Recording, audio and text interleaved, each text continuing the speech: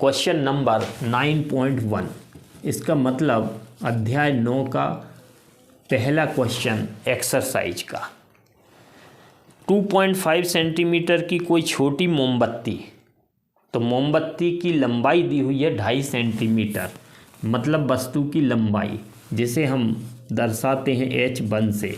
h1 मतलब वस्तु की लंबाई या वस्तु का साइज h1, इसका मान दिया हुआ है 2.5 सेंटीमीटर। तो वस्तु की लंबाई हमेशा प्लस में लेना है, क्योंकि जब भी हम डायग्राम बनाते हैं तो वस्तु को हम मुख्य अक्ष के ऊपर रखते हैं। 36 सेंटीमीटर वक्रता त्रिज्या के अवतल दर्पण, तो अवतल दर्पण, तो ये अवतल दर्पण है, ये इसकी मुख्य अक्ष होती है, ये ध्रुव है। जहाँ प्रकार रखोगे वो होगा केंद्र, और केंद्र ध्रुव के बिल्कुल बीच में होता है फोकस F। तो ध्रुव से केंद्र तक की दूरी त्रिज्या कहलाती है। तो त्रिज्या को हम R से दर्शाते हैं, तो R का मान दिया हुआ है 36 सेंटीमीटर।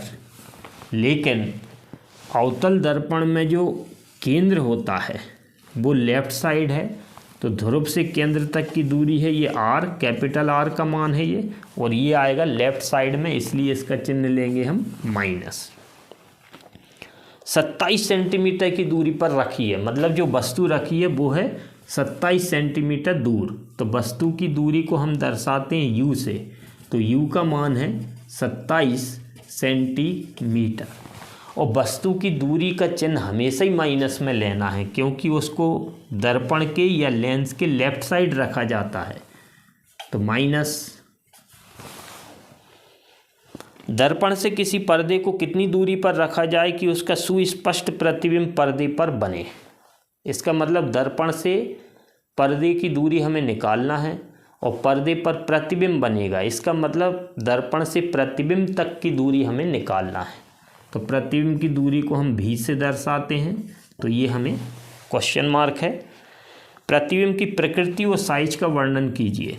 तो प्रतिबिंब की प्रकृति भी बताना है हमें कि वास्तविक बनेगा या आभासी बनेगा, और प्रतिबिंब का साइज मतलब कितना बड़ा प्रतिबिंब बनेगा। तो प्रतिबिंब का साइज हम मान लेते हैं H2, ये हमें निकालना है।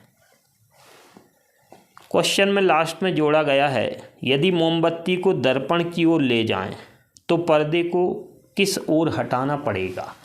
इसका मतलब ये हुआ, अभी जो मोमबत्ती हमारी रखी हुई है ये 36 है इतनी, और ये 27 सेंटीमीटर दूर रखी है, तो ये कितना है 36, तो ये होगा 18 और ये होगा 27, मतलब इन दोनों के बीच में रखी है। तो ये मोमबत्ती है। जब इस मोमबत्ती को हम दर्पण की ओर खिसकाएंगे तो प्रतिबिंब इस साइड जाएगा, क्योंकि हमने जब प्रतिबिंब बनाए थे 6 कंडीशन में अवतल दर्पण के द्वारा, तो ये देखा था कि जब वस्तु केंद्र और फोकस के बीच होती है तो प्रतिबिंब कहाँ बनता है, अनंत और केंद्र के बीच, मतलब इधर कहीं आएगा। और जैसे जैसे हम इस मोमबत्ती को दर्पण की ओर खिसकाएंगे तो प्रतिबिंब हमारा दूर खिसकेगा। इसका मतलब पर्दा हमें दूर खिसकाना पड़ेगा। लेकिन ये कब तक होगा, जब तक ये मोमबत्ती फोकस तक होगी, क्योंकि फोकस पर जैसे ही पहुंचेगी तो प्रतिबिंब कहाँ पहुंच जाएगा, अनंत पे। और जब ये मोमबत्ती फोकस के अंदर होगी, मतलब फोकस और ध्रुव के बीच पहुंच जाएगी, उस कंडीशन में प्रतिबिंब आभासी बनेगा, मतलब दर्पण के पीछे बनेगा, जिसे हम पर्दे पर प्राप्त नहीं कर सकते। तो इस तरह से हम थ्योरेटिकल आंसर दे सकते हैं। अब इसका न्यूमेरिकल पोर्शन सॉल्व करते हैं। तो जब भी U दिया हो, V हो, R मतलब फोकस दूरी हो, U भी F हो, तो दर्पण सूत्र उपयोग में लाते हैं। तो दर्पण सूत्र के लिए हमें फोकस दूरी की ज़रूरत है। तो सबसे पहले हम फोकस दूरी निकालेंगे। तो ये ध्रुव से फोकस तक की दूरी ये होती है फोकस दूरी, और ध्रुव से केंद्र तक की दूरी होती है त्रिज्या, और ये पॉइंट बीच में होता है, मतलब फोकस दूरी त्रिज्या की आधी होगी। तो सूत्र है स्मॉल f इक्वल R/2।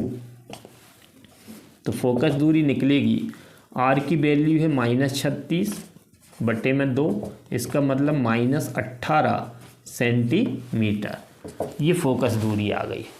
अब दर्पण सूत्र का उपयोग करेंगे हम। तो दर्पण सूत्र 1/f equal 1/u plus 1/v। तो 1/f इक्वल, तो f की वैल्यू भी हम रख देंगे, तो इसमें f की वैल्यू भी रखेंगे। तो -18 इक्वल 1/u, u की वैल्यू है -27 प्लस 1/v। तो -1/18 और इसको हम इस साइड लाएंगे तो प्लस हो जाएगा 1/27 बराबर 1/v। अब हम 18 और 27 का लघुत्तम लेंगे। तो लघुत्तम कैसे लिया जाता है? यदि 2 या 2 से अधिक संख्याओं का लेना है तो सबसे बड़ी संख्या देखना है, उसका पहाड़ा पढ़ना है जब तक कि उसमें बाकी संख्याओं का भाग न चला जाए। तो जैसे 27 और 18 में बड़ी कौन है? 27। तो 27 का हम पहाड़ा पढ़ेंगे जब तक कि इसका भाग न चला जाए। तो 27 एकम 27। तो 18 का भाग नहीं जाएगा, इसका मतलब आगे बढ़ेंगे। 27 दूनी 54, 54 में 18 का भाग चला जाएगा, इसका मतलब 54 लघुत्तम हो गया। तो 18 और 27 का लघुत्तम हो गया 54। 18 3 54, 3 बार गया, 3 का गुणा ऊपर 1 में करेंगे, 3 एकम 3 माइनस का प्लस 27 दूनी 54, 2 बार भाग गया तो 2 का गुणा ऊपर होगा, 2 एकम 2 बराबर 1/v। तो -3 में +2 करेंगे तो -1 बचेगा। तो -1/54 बराबर 1/v। तिर्यक गुणा करेंगे तो v इक्वल निकलेगा -54 सेंटीमीटर। इसका मतलब ये हुआ, ये जो प्रतिबिंब बनेगा वो 54 सेंटीमीटर दूर बनेगा। इसका मतलब ये 27 पे वस्तु थी तो इधर कहीं प्रतिबिंब बनेगा और वास्तविक बनेगा, क्योंकि भी का चिन्ह आया है माइनस। इसका मतलब प्रतिबिंब ध्रुव के लेफ्ट साइड बन रहा है, और ध्रुव के लेफ्ट साइड बन रहा है मतलब दर्पण के सामने बन रहा है, और दर्पण के सामने जब प्रतिबिंब बनता है तो वो होता है वास्तविक प्रतिबिंब। तो प्रकृति इस प्रतिबिंब की क्या हो गई? वास्तविक। और वास्तविक प्रतिबिंब हमेशा उल्टा बनता है।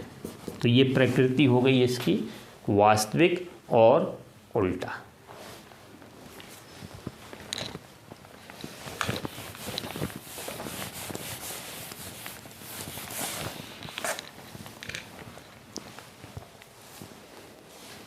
अब हमें निकालना है प्रतिबिंब की लंबाई h2।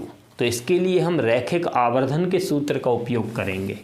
तो आवर्धन का सूत्र होता है प्रतिबिंब की लंबाई बटे वस्तु की लंबाई, और इसका मान होता है -v/u दर्पण के केस में, और यदि लेंस है तो ये होता है +v/u।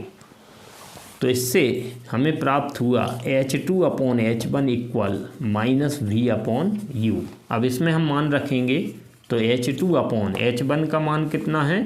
2.5 इक्वल -v का आंसर आया था हमारा -54/u कितना दिया है क्वेश्चन में? -27। तो माइनस से माइनस कटेगा, 27 एकम 27, 27 दूनी 54। तो हमें बचा h2/2.5 इक्वल -2। 2.5 को उधर ले जाएंगे तो h2 इक्वल -2 × 2.5। तो h2 इक्वल 2.5 मीन्स 2.5। तो 2.5 का दुगना कितना होता है? 5। तो -5 सेंटीमीटर। तो ये हमारी प्रतिबिंब की लंबाई है। इसका मतलब प्रतिबिंब जो बना है वो 2 गुना बना है, क्योंकि ये वस्तु थी 2.5 सेंटीमीटर लंबी और प्रतिबिंब बना है 5 सेंटीमीटर लंबा, और प्रतिबिंब की दूरी भी वस्तु की दूरी से डबल है।